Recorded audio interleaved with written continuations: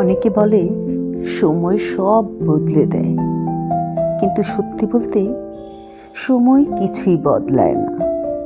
সময় শুধু আমাদেরকে শিখিয়ে দেয় কিভাবে না পাওয়া নিয়ে বেঁচে থাকতে হয়।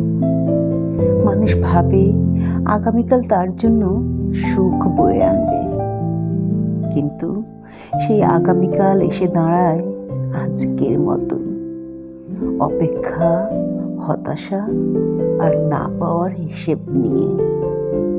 আসলে সুখ কোনোদিন হঠাৎ দরজায় কড়া নাড়ে না।